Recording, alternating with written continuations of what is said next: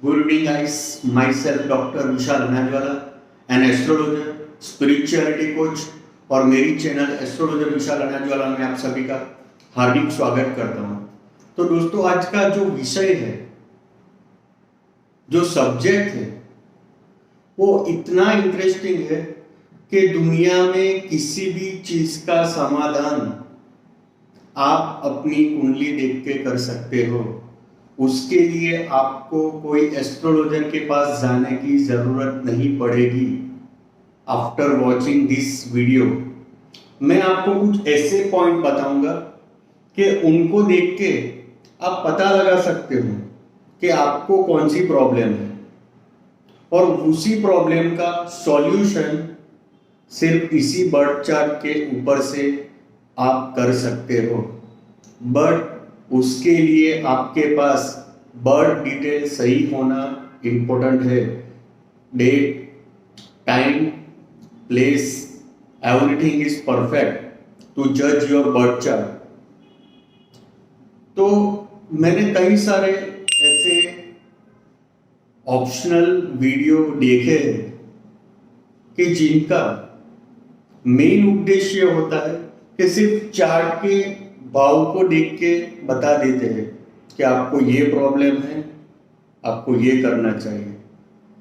But कोई astrologer आपको इतना डीपली समझाएगा नहीं। अगर आपको थोड़ा बहुत भी ज्योतिषी नॉलेज है, आप थोड़ी बहुत भी एस्ट्रोलॉजी जानते हो, तो ये मेरा वीडियो आपके लिए बहुत फायदेमंद रहेगा। तो सबसे पहले 3 चीज जो बहुत इंपॉर्टेंट है।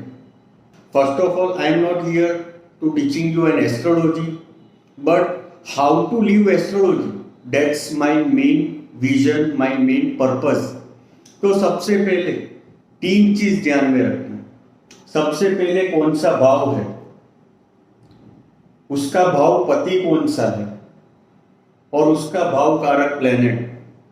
अगर ये 3 पॉइंट आपने समझ लिए तो आपको किसी एस्ट्रोलॉजर की जरूरत नहीं पड़ेगी। सपोज लो एज एन एग्जाम्पल, कोई एक लड़की है, उसकी शादी नहीं हो रही है और जस्ट कम टू मी, और ये उसका प्लेनेटरी पोजीशन है, 7वें घर में शुक्र बैठा है और उसकी मेष लग्न की कुंडली है। एज एन एग्जाम्पल, यहाँ पे कोई भी लग्न हो सकता है, वृष लग्न, मिथुन लग्न, कर्क लग्न, शी लग्न, कोई भी लग्न हो सकता है। But just as an example, यहाँ पे मैंने मेष लग्न का बर्थ चार्ट बनाया है और लड़की के 7वें घर में शुक्र है। अभी इस घर का भाव शादी का है, प्लस शुक्र इसमें विराजमान है, प्लस भाव कारक प्लेनेट भी शुक्र है। व्हाट डू यू थिंक कि उसको शादी का सुख मिलेगा? क्या उसकी शादी होगी? अगर शादी हो भी गई तो उसका क्या दाम्पत्य जीवन, मैरिड लाइफ सक्सेसफुल रहेगा? What's your answer? कोई भी एस्ट्रोलॉजर ये चार्ट देख के सीधा बता देगा कि 7वें घर में शुक्र है, स्वगृही है, तो इसका तो मैरिज होना है और मैरिड लाइफ भी अच्छी जाएगी। But as a professional astrologer I just would like to request you, यहाँ पे उसकी शादी मतलब दाम्पत्य जीवन अच्छा नहीं होगा। क्यों? बिकॉज यहाँ पे शनि का 3रा दृष्टि, प्लस यहाँ पे राहु का दृष्टि, that both are malefic planet, and the aspect of malefic planet in the 7th house gives a damage in your married life. ये तो बात हो गई। अगर सपोज कि ये शादी का बात है तो ये हो गया। अगर मान लो कि किसी को संतान सुख कितना मिलेगा, कि इसकी कुंडली में संतान सुख है या नहीं, आप कैसे जान सकते हो? तो मान लो इसको मैंने हटा लिया, शनि को यहां से, राहु को रहने दो। सपोज यहां पे गुरु है। व्हाट डू यू थिंक, इसको संतान सुख मिलेगा या नहीं मिलेगा? कोई भी बोल देगा भाग्य स्थान का मालिक है, बैठा है गुरु 5वें घर में, सूर्य का घर है, मित्र राशि है, और गुरु खुद संतान का कारक है, और इस घर का मालिक बैठा है यहां सूर्य। तो क्या आपको लगता है इसको संतान सुख मिलेगा? If your answer is yes, then you are wrong, because यहां पे राहु का दृष्टि सीधा गुरु पे होके चांडाल योग फॉर्म करेगा as an expectation. So the guy who want to be a parents, वो लेट होगा, या तो फिर बच्चा या बच्ची के कोई योग यहाँ पे संभव नहीं है। तो ये मैंने दो भाव की बात की, एज एन एग्जाम्पल मैंने बात किया है। आप इसी तरह से कोई भी भाव को ले लो, आप अपनी कुंडली का समाधान अपने आप निकाल सकते हो। Just for an example, suppose के किसी को कैरियर का प्रॉब्लम है, तो ज्यादातर लोग एस्ट्रोलॉजर यहाँ से 10 नंबर मतलब 10वां घर देख के बता देते हैं कि आपका कैरियर कैसा होगा, आप जॉब करोगे, बिजनेस करोगे या क्या करोगे। But it's a wrong thing to suggest a career by the 10th house. For career you have to check your 6th house also, 10th house also, and the 11th house also, because this is the main house for income। यहां से आपको मालूम पड़ेगा कि आपकी income कैसी है, और आप जो पैसा कमाओगे वो बचेगा या नहीं बचेगा, वो उसके चौथे घर से मालूम पड़ेगा।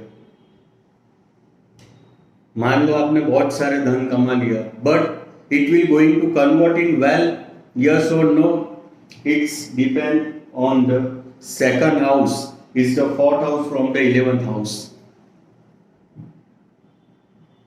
That's the reason मैं यहाँ पे फ्री में एडवाइस दे रहा हूँ। It doesn't mean that you don't have to take care on your birth chart, but one simple thing is there। यहाँ पे इंडिया में यही परेशानी है, अगर कोई आपको चीज फ्री में दे रहा है ना, उसकी वैल्यू 0 है। What is an opportunity? ये जो अपॉर्चुनिटी है ना, उसका लाभ उठाए। घर बैठे कुंडली निकाल के सिर्फ चेक करना कि व्हाट इज द प्रॉब्लम। आपको पैसे की तंगी है, या तो जमीन जायदाद का सुख नहीं है, भाई बहन की परेशानी है, फादर से रिश्ता अलग है, आपका भाग्य आपको साथ नहीं दे रहा है, कि आपको धंधे में शत्रु परेशान करिए, या आपकी सेहत खराब है। ये सब चीजें आप कुंडली के थ्रू जान सकते हो। और अपॉर्चुनिटी किसे बोलते हैं? जस्ट फॉर एन एग्जाम्पल, एक बार एक इंटरव्यूअर, लेडी इंटरव्यूअर ने बिल गेट्स से पूछा, sir what is the reason for your success? तो बिल गेट्स ने अपनी चेकबुक से एक चेक निकाल के वो लेडी को दे दिया, और बोला आपको जितना अमाउंट भरना है आप भर लो अपने लिए। Lady just ignore and just smiling, sir how can I take money from you? And Bill Gate smile and just say that's the opportunity that you lost. और मैंने मेरी लाइफ में कोई अपॉर्चुनिटी लॉस किया नहीं है। मैंने जो भी अपॉर्चुनिटी मिली है उसका मैंने सही तरीके से इस्तेमाल किया। That's why I am success and I am here। और बहुत सारे लोगों का सर मेरे पे फोन आते हैं जस्ट डायल पे से, मतलब उनके जो लीड है उन पे से, कि सर क्या आप वशीकरण करते हो? तो I strictly avoid that word वशीकरण, hypnotism, because there are nothing like a वशीकरण इन दिस वर्ल्ड। ये सब जो पेपर में आप ऐड देख रहे हो, वो सिर्फ one kind of way to make a income और मेक अ बिजनेस।